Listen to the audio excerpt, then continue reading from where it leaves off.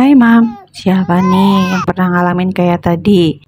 Pasti kaget dong saat anak lagi tidur terus tiba-tiba nangis, jerit-jerit, sampai kebangun bahkan sampai ngeluarin air mata.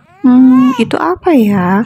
Apa penyebabnya dan normal nggak sih pada bayi? Penasaran kan? Yuk kita bahas. Satu hal yang harus Bunda perhatikan adalah bahwa menangis adalah satu-satunya cara bayi berkomunikasi. Jadi, bayi menangis karena dia ingin menyampaikan sesuatu. Jadi, sebenarnya ketika bayi tiba-tiba menangis pada saat tidur, itu merupakan hal yang wajar dan biasanya bukan merupakan masalah yang serius. Jadi, apa nih yang bisa kita lakukan? Nah, pertama, kita harus cari tahu dulu penyebabnya sehingga kita bisa mengatasinya.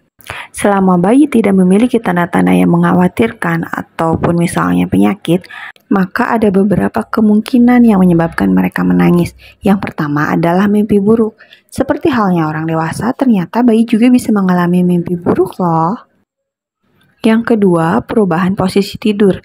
Jadi, awalnya bayi yang tadinya merasakan kehangatan dan kenyamanan dalam pelukan ibunya atau ayahnya, seketika ketika dipindahkan ke tempat tidur, dia merasa kaget dan akhirnya menangis karena mengalami perubahan posisi tidur. Dan yang ketiga adalah bayi merasa kurang nyaman. Jadi bisa saja karena popoknya basah, karena pipis atau BAB, atau mungkin dia juga merasa lapar dan merasa kedinginan dengan suhu ruangannya. Hingga karena ketidaknyamanannya itu, bayi kemudian menangis atau bahkan sampai terbangun. Lalu gimana sih cara mengatasinya? Pertama, biarkan dulu bayinya, jangan buru-buru menggendong.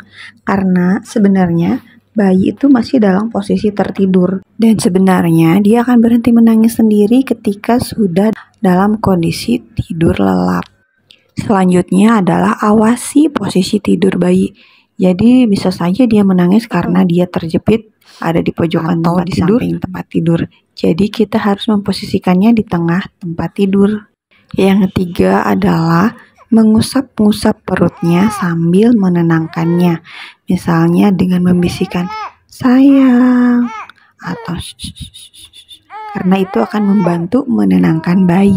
Yang keempat adalah periksa popok si kecil, apakah dia pipis atau BAB, kita tinggal menggantinya. Atau bukan keduanya, kemungkinan besar dia lapar, kita tinggal memberinya susu. Dan yang terakhir adalah dengan membedong bayi, karena ternyata pada usia 0-2 bulan, membedong bayi dapat meningkatkan kualitas tidur bayi loh Bunda. Jadi begitu tipsnya biar bayi bisa tidur nyenyak. Dan kita juga tidak boleh terlalu panik ya Bunda, harus tetap tenang.